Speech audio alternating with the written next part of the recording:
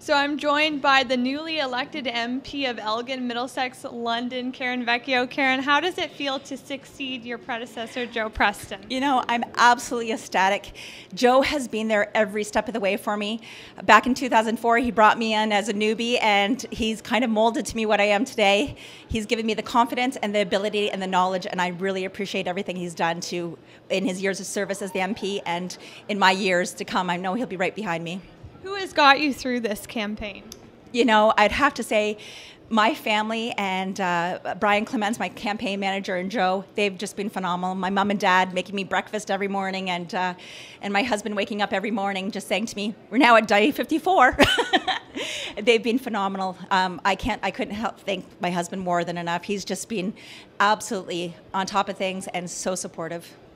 This riding has been through significant hardship with the closure of the Ford and the Sterling plants. What are some of your key priorities moving forward? Absolutely. Economy and job creation is number one for sure. We have to bring the businesses back to this community, and I don't know how I'm going to see things nationally, but it's really important that we work together, just like we have done with the municipalities and the province, working together to bring job creation back to Elgin, Middlesex, London.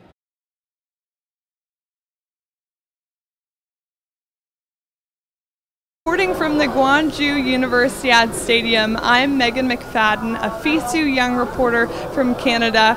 I am speaking with Thomas van der Platsen of Belgium, who is a decathlete who is out to defend his gold medal at the 28th Universiade in Gwangju. Skateboarding and stuff like that, nothing dangerous, but just because that's something that set my mind free from thinking about all the bad stuff. Obviously, my family helped me a lot. I mean, they were there every step of the way, and they just kind of kept me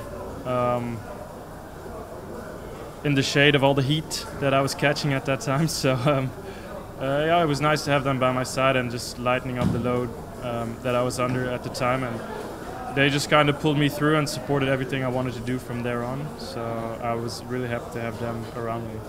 I mean, this Universiade is kind of like a springboard for my next year and for the rest of the season. I mean, I think this is just something I need to push through, and I knew it was going to be ugly, but I just had to do it. So hopefully after this I have World Champs coming up, so I can pull something nicer out of my head in about 6 weeks time, and then use that as a springboard for Rio, and then finally get like a season where I can train without being sick or being injured and stuff like that. So I mean, it's all about just keep going and keep pushing yourself, because you never know what's around the corner and how you might respond when you're under pressure.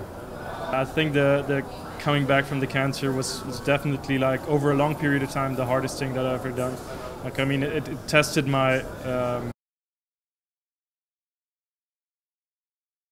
Woodstock Community Care Coordinators are one of 10 locations in Ontario striking for wage increases equal to hospital nurses. Approximately 60 CCAC Community Care Coordinators at the Woodstock location are on strike after mediation talks broke down on Thursday. Yesterday we were presented with an offer, and we presented it to our membership that the employer tabled, and we had a more overwhelming vote to turn down that. As of midnight today, CCAC care coordinators across Ontario were in a legal strike position following a failure to negotiate a collective agreement. 3,000 members are on strike, including 428 in the southwestern CCAC. McWhinney says the sooner a deal can be reached, the sooner patient services can be restored.